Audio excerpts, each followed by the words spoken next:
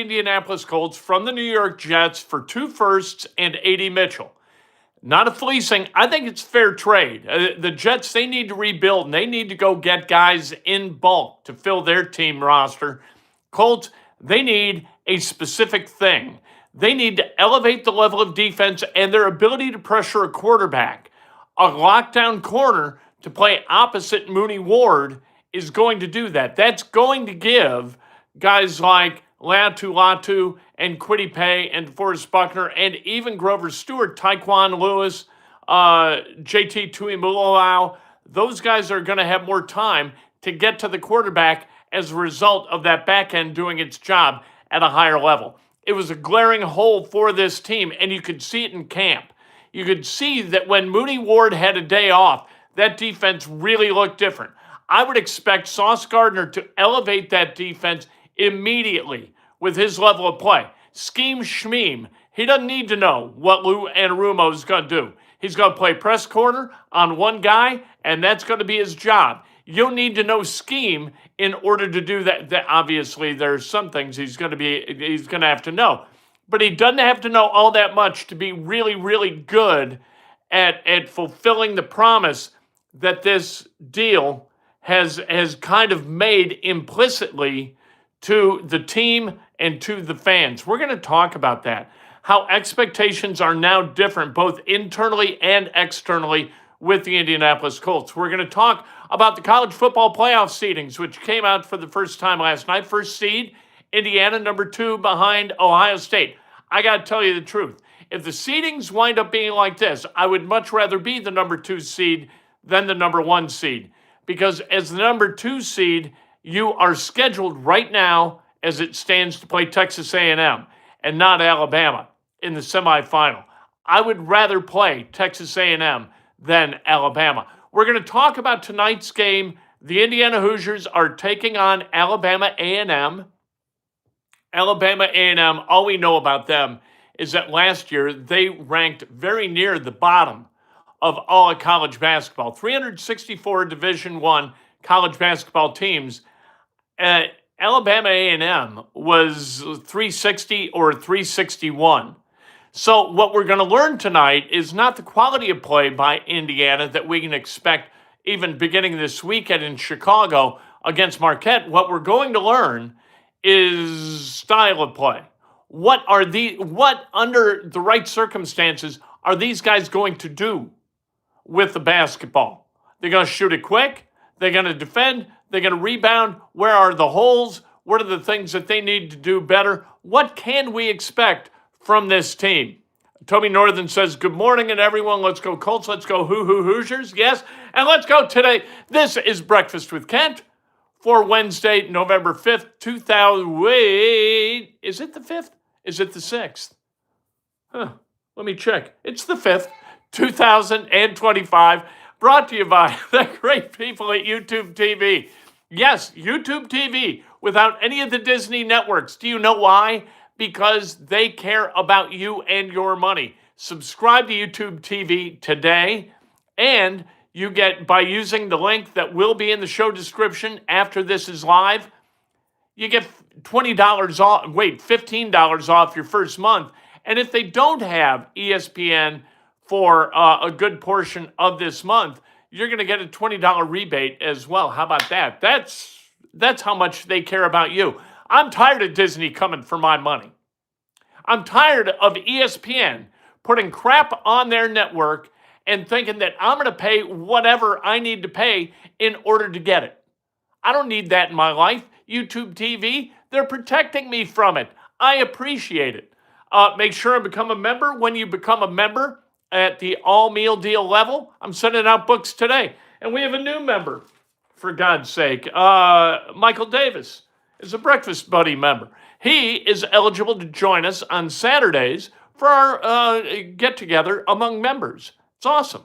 Good for him. Thank you for doing that. And thanks to all the members for making what we do possible. Very nice of you. Make sure and subscribe, because when you subscribe, you could win an autographed jersey by a former Colts great. How about that? We gave away a Gary Brackett jersey earlier in the week, but I have not heard from the winner. The winner is Scott Raudebush. Scott Roudebush, you really got about today to send me a DM with your name and address. I've got your name, but your address where we can send the Gary Brackett autographed jersey that is waiting for you. All right. So there you go. Ben Boyle asks, when is AR coming back? What are the possibilities of trading AR? The possibilities now are zero because the trade deadline is passed and they don't know whether Richardson's going to be back for any portion of this season or not. We asked Shane Steichen that last Friday. So there you go. Make sure, become a subscriber, and you are eligible to win one of those jerseys. You need to be a subscriber to be eligible, and then you need to use the phrase that pays, and that today is welcome sauce. Sauce coming to town. I think he's already in town. We're not going to meet him today because he's still in the concussion protocol. And when you're in the concussion protocol, you can't talk to the media. So maybe we see him in the locker room, but we're not going to be able to discuss things with him and his acquisition by the Indianapolis Colts until he's off protocol. So there you are. Smash the like button. Smash the hype button. This is a hype video, so smash that. If you love that Sauce Gardner trade, smash the like button. And if you want to make a donation, no big whoop. But please include a comment or a question that's going to elevate the level of discourse on the channel. Can you? Welcome, Sauce. Indeed. All right, what do you get in Sauce Gardner? This is normally Optimism Wednesday. We don't need to be optimistic today. Colts are 7-2, and they just got one of the best cornerbacks in the NFL coming to town to help lock down one side of that secondary and make sure that at least one receiver doesn't get open. And that's what Sauce Gardner does best. They traded 2 ones and A.D. Mitchell. We'll talk about A.D. Mitchell in a minute. But the ones, what are you going to get out of the ones? Let's say the Colts finish prorate the 7-2, and let's say they finish 12-5 or 13-4. All right, you would have drafted what, 27, 28, 29, somewhere in there? Maybe a little bit lower. What are you going to get? You're going to get Chris Ballard's going to go get an edge who can't play. I'm cool with getting a guy absolutely can play and can be a dynamic force on your defense rather than hoping that in 2 years, the guy you draft this coming April is going to be worth a damn. I'm tired of that. We get this. Sauce's contract in 26 and beyond is going to make this offseason. Not really. 26 is okay. He counts just over $9 million against the cap next year. That's way, way affordable for a cornerback of his ilk. Now, after that, then it could get uncomfortable. You're talking about $20 million and then a little bit more than that, and then a couple of seasons in the 30s. You can't have that. So you're going to have to figure out a way to then extend him again and kick some of that money down the road. So Glad Mitchell is gone. He needs a 1-7 record for his attitude. The Miles Turner of the Colts. Brian Burton. What? Oh, Mitchell. I thought you were talking about Gardner. Oh, you know what? He's a kid. A.D. Mitchell is either going to grow up or he's not going to grow up, and the Colts got tired of waiting for him to grow up. That's sort of where it is. I get what you're saying, though. You know what? Here's Sauce Gardner. He averages 20.9 snaps per opponent's reception. So the guy he's covering, every 29 or 20.9 snaps, that guy gets a football. That's not a lot. Tight window on 52% of his targets. That's the highest in the NFL this season. Has not allowed more than one reception to a single receiver this season. Has faced the number one receiver of the opponent 45.5% of his snaps. That's the highest rate in the NFL. Gardner is elite. Ward is elite. While both are if both can get healthy, the back end of the Colts defense becomes a really special unit. They've gone from being adequate to good when Ward is there to now with Ward and Gardner. That is a secondary with Cam Bynum, Kenny Moore, and Nick Cross that is really, really good. at the top end of the NFL. Offensive line at the top end of the NFL, despite what people I think are misreading as an offensive line that had a horrible day. I don't think they had a great day, but it wasn't as bad as people think. And you've got a secondary that is absolutely special with both those guys healthy. We'll see if Mooney Ward comes off the concussion protocol with a bye week after this weekend. No better way to improve a defensive front than to lift the rear. Women will tell you that. Like, you want a better front, you got to lift the rear. Does that even make sense? I don't think so. I think that metaphor does not work at all. However, a lifted rear is always a good thing. Maybe that's the way I should have put that. This defense, the secondary for the Colts, has never, ever been a great strength. Not once. Not even in like 1995 when you had Eugene Daniel, Jason Belzer, Ray Buchanan, and Ashley Ambrose.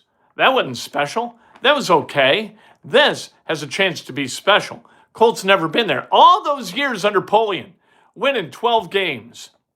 Never a special secondary. Patrick says with Colts trading 2 first picks, does that mean Daniel Jones is the future? Yeah. Yeah, Daniel Jones is going to be taken care of. There is no chance that they make this deal without having the quarterback position solidly taken care of. 100% right. Million percent right. And what else is interesting about this deal is that it signals urgency to that team. We're ready to win now. This isn't about building for 26, 27, 28. If we're good then, we're good then.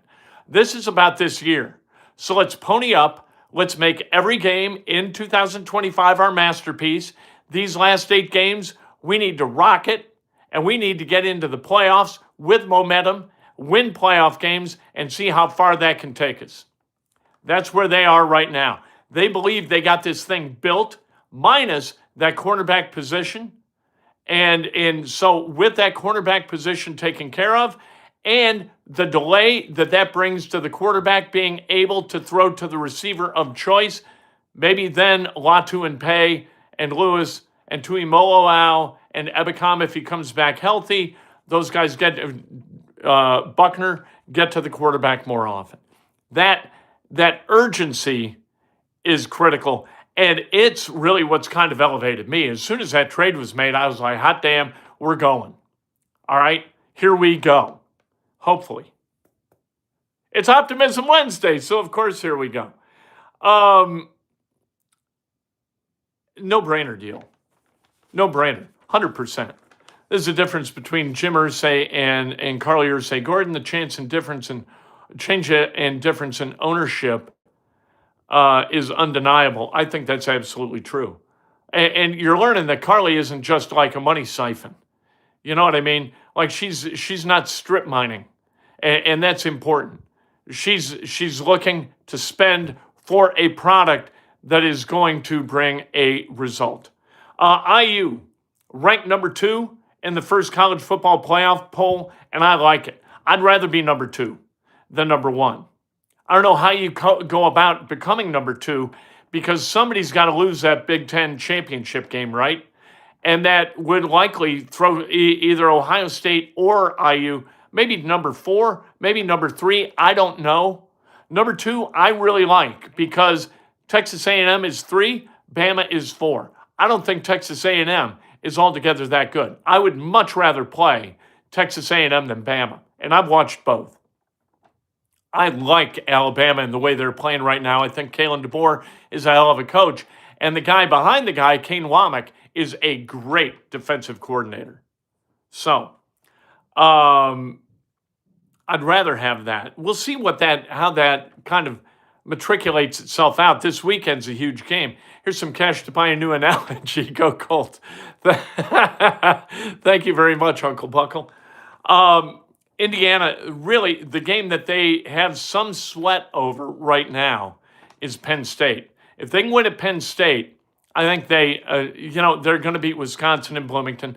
They're going to beat Purdue at Purdue. And then you go to the Big Ten championship game 12-0. This is the big game. This is the big Saturday. big noon kickoff. So that game at noon in Happy Valley. Indiana's got to take care of business, and let's go. The key against Penn State is to end hope early. Got to end hope early because Penn State's 0-5 in the Big Ten. Ain't going to take a big push for them to stop competing at the level Indiana would be beaten by. You know what I mean? They got plenty of talent.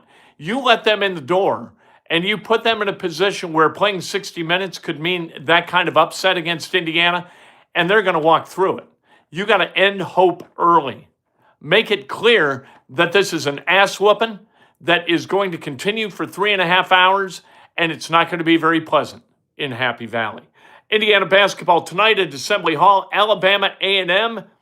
It's on BTN tonight. Who are they? We don't know. I don't know where that school is, but they were ranked last year 360th of 364 Division I college teams.